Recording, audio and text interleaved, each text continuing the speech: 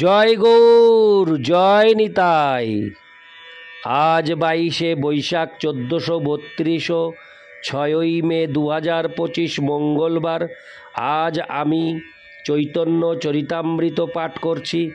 আজ আমি পাঠ করছি চৈতন্য চরিতামৃতের মধ্যলীলা প্রথম খণ্ড, প্রথম ভাগ, শ্রী চৈতন্য মহাপ্রভুর শেষ লীলার সংক্ষিপ্ত বিবরণের শ্লোক 89 থেকে 103। নারায়ণ হে নারায়ণ, ভবভয় হরিণম নারায়ণ।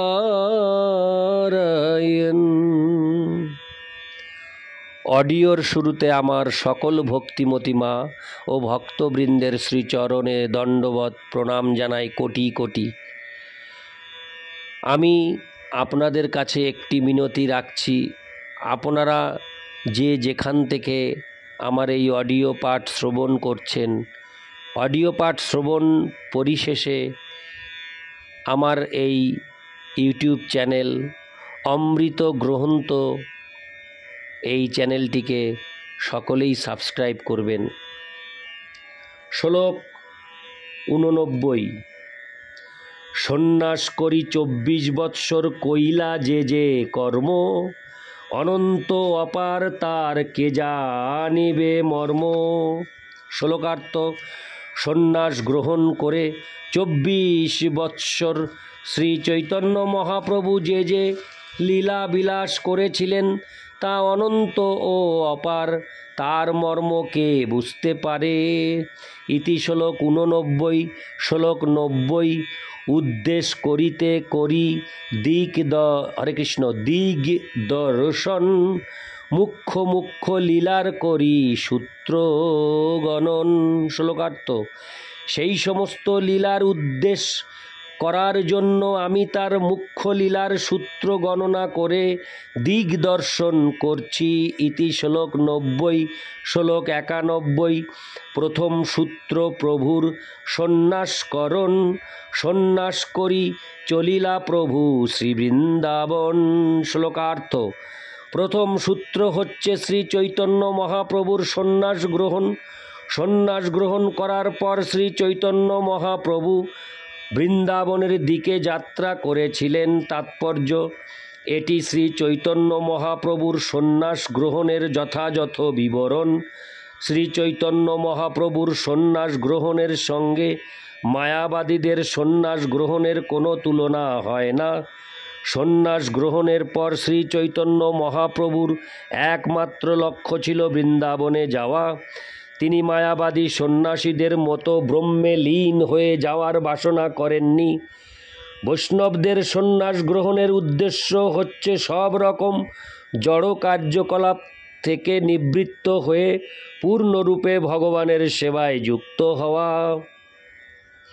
সেই সম্বন্ধে ভক্তি রসামৃত সিন্ধু গ্রন্থে 1-2-255 শ্রীল রূপ গোস্বামী বলেছেন, অনাসক্তস্য বিষয়ান যথার্হমুপযুঞ্জত, নির্বন্ধ কৃষ্ণ সম্বন্ধে যুক্তং বৈরাগ্যমুচ্যতে।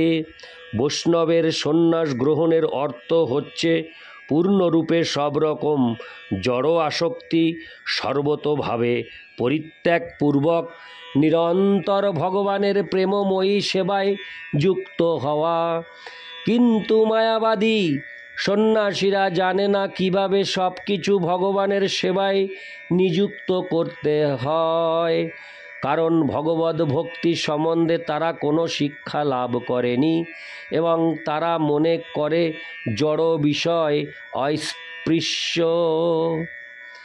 ব্রহ্ম সত্যং জগন্মিথ্যা।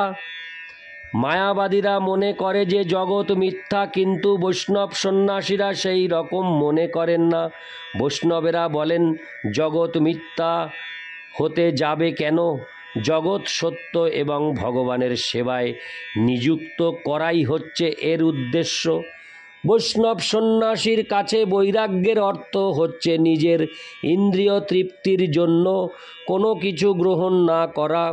ভগবদ ভক্তির অর্থ হচ্ছে পরমেশ্বর ভগবানের সন্তুষ্টি বিধানের জন্য সব কিছু যুক্ত করা। ইতি শ্লোক 91 শ্লোক 92। প্রেমেতে বিহব্বল বাহ্য নাহিক স্মরণ, রাঢ় দেশে 3 দিন করিলা ভ্রমণ। শ্লোকার্থ। বৃন্দাবনে যাওয়ার পথে শ্রী চৈতন্য মহাপ্রভু কৃষ্ণ প্রেমে বিহব্বল ছিলেন এবং তার বাহ্যজ্ঞান সর্বতোভাবে লোপ পেয়েছিল। এভাবেই তিনি 3 দিন রাঢ় দেশে, যে স্থানে গঙ্গা নদী প্রবাহিতা হয় না, ভ্রমণ করেছিলেন। ইতি শ্লোক 92 শ্লোক 93। নিত্যানন্দ প্রভু মহাপ্রভু ভুলাইয়া গঙ্গা তীরে লঙ্গা আইলা যমুনা বলিয়া। শ্লোকার্থ। শ্রী নিত্যানন্দ প্রভু শ্রী চৈতন্য মহাপ্রভুকে ভুলিয়া, হরে কৃষ্ণ, ভুলিয়ে গঙ্গার তীরে এনে বললেন যে সেটি হচ্ছে যমুনা নদী। ইতি শ্লোক 93 শ্লোক 94। শান্তিপুরে আচার্যের গৃহে আগমন, প্রথম ভিক্ষা কইল তাহা রাত্রে সংকীর্তন। শ্লোকার্থ। 3 দিন পর শ্রী চৈতন্য মহাপ্রভু শান্তিপুরে অদ্বৈত আচার্য প্রভুর গৃহে এসে প্রথম ভিক্ষা গ্রহণ করেছিলেন। সেই দিন রাত্রে তিনি সংকীর্তন করেছিলেন। তাৎপর্য: ভগবৎ প্রেমানন্দে বিহ্বল হয়ে শ্রী চৈতন্য মহাপ্রভু 3 দিন কিছুই খাননি। তখন শ্রী নিত্যানন্দ প্রভু তাকে ভুল পথে নিয়ে এসে গঙ্গাকে যমুনা বলে প্রতিপন্ন করেছিলেন। যেহেতু মহাপ্রভু বৃন্দাবন যাওয়ার পথে, হরে কৃষ্ণ, যাওয়ার পথে প্রেমে বিহ্বল ছিলেন, তাই যমুনা দর্শনে তিনি উৎফুল্ল হয়েছিলেন, যদিও সেটি ছিল গঙ্গা নদী। এভাবেই মহাপ্রভুকে শান্তিপুরে শ্রী অদ্বৈত আচার্য প্রভুর গৃহে নিয়ে আসা হয়েছিল এবং সেখানে তিনি, হরে কৃষ্ণ, সেখানে তিনি 3 দিন পর প্রথম আহার গ্রহণ করেছিলেন।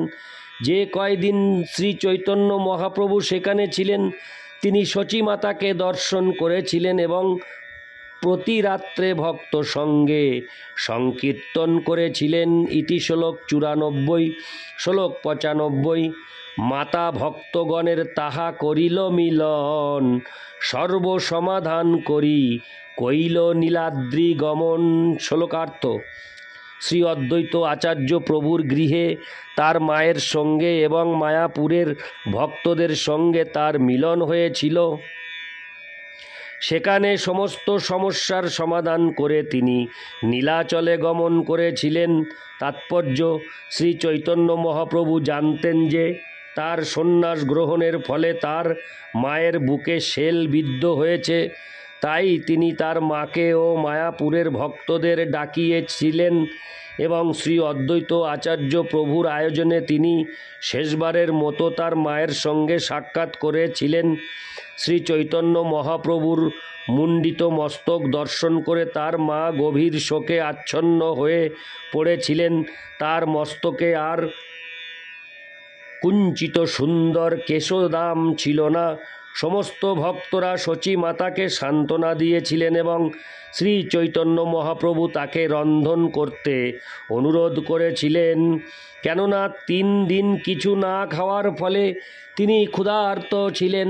তার মা তৎক্ষণাৎ সম্মত হয়েছিলেন এবং সমস্ত শোক ভুলে যে কয়দিন তিনি অদ্বৈত আচার্য প্রভুর গৃহে ছিলেন, সেই কয়দিন শ্রী চৈতন্য মহাপ্রভুর জন্য রন্ধন করেছিলেন। তারপর কয়েকদিন পরে শ্রী চৈতন্য মহাপ্রভু তার মাকে জগন্নাথপুরীতে যেতে অনুমতি দিতে অনুরোধ করেছিলেন। তার মায়ের অনুরোধে তিনি জগন্নাথপুরীতে থাকবেন বলে তাকে প্রতিশ্রুতি দিয়েছিলেন। এভাবেই সব কিছুর সমাধান হয়েছিল এবং তার মায়ের অনুমতি নিয়ে শ্রী চৈতন্য মহাপ্রভু জগন্নাথপুরীর দিকে যাত্রা করেছিলেন।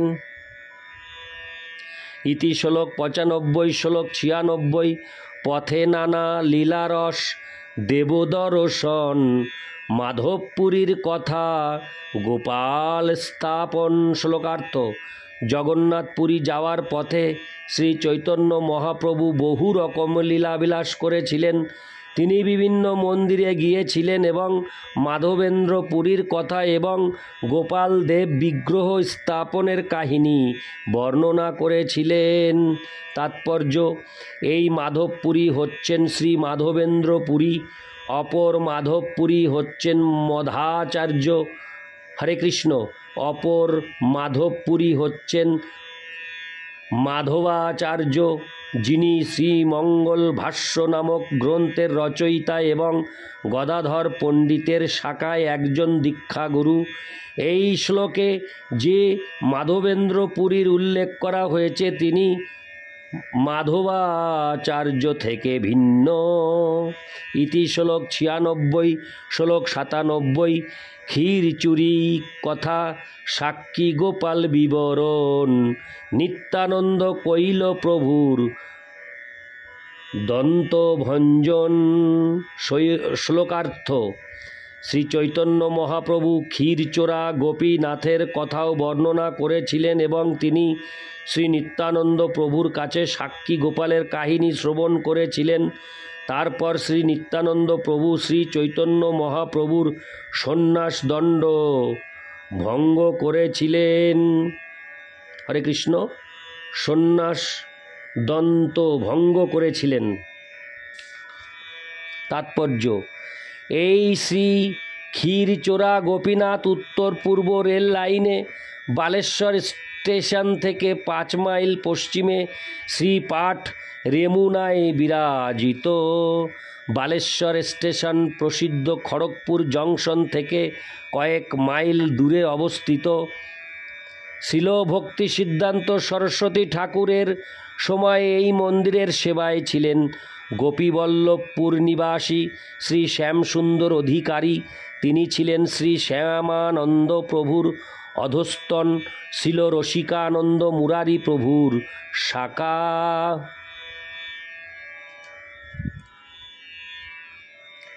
জগন্নাথপুরীর থেকে কিছু দূরে সাক্ষী গোপাল নামক একটি ছোট্ট রেল স্টেশন রয়েছে। এই স্টেশনের নিকটে রয়েছে সত্যবাদী নামক একটি গ্রাম। সেখানে সাক্ষী গোপালের মন্দির বিরাজমান। ইতি শ্লোক 97, শ্লোক 98। ক্রুদ্ধ হঙ্গা একা গেলা জগন্নাথ দেখিতে, দেখিয়া মূর্ছিত হঙ্গা পড়িলা ভূমিতে। শ্লোকার্থ।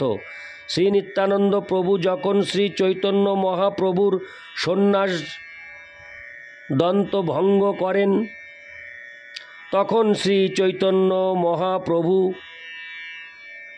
হরে কৃষ্ণ, শ্লোকার্থ। শ্রী নিত্যানন্দ প্রভু যখন শ্রী চৈতন্য মহাপ্রভুর সন্ন্যাস দন্ত ভঙ্গ করেন তখন শ্রী চৈতন্য মহাপ্রভু অত্যন্ত ক্রুদ্ধ হয়ে তাদের সঙ্গ ত্যাগ করে একলা জগন্নাথ মন্দিরের দিকে যাত্রা করেন এবং জগন্নাথ মন্দিরে প্রবেশ করে শ্রী জগন্নাথ দেবকে দর্শন করে তিনি মূর্ছিত হয়ে পড়েন। ইতি শ্লোক 98, শ্লোক 99। সার্বভৌম লঙ্গা গেলা আপন ভবন, তৃতীয় প্রহরে প্রভুর হইল চেতন। শ্লোকার্থ। মন্দিরে শ্রী জগন্নাথ দেবকে দর্শন করে শ্রী চৈতন্য মহাপ্রভু যখন মূর্ছিত হয়ে পড়েন তখন সার্বভৌম ভট্টাচার্য তাকে তার বাসায় নিয়ে যান। শ্রী চৈতন্য মহাপ্রভু তৃতীয় প্রহর পর্যন্ত অচেতন ছিলেন, পরে তার চেতনা ফিরে আসে। ইতি শ্লোক 99, শ্লোক 100। নিত্যানন্দ জগদানন্দ দামোদর মুকুন্দ, পাশে আসি মিলি সবে পাইল আনন্দ। শ্লোক 100 আমি আরেকবার পাঠ করছি। নিত্যানন্দ জগদানন্দ দামোদর মুকুন্দ, পাছে আসি মিলি সবে পাইল আনন্দ। শ্লোকার্থ। শ্রী চৈতন্য মহাপ্রভু শ্রী নিত্যানন্দ প্রভুর প্রতি ক্রুদ্ধ হয়ে তার সঙ্গ ত্যাগ করে একলা শ্রী জগন্নাথ দেবের মন্দিরে গিয়েছিলেন। হরে কৃষ্ণ।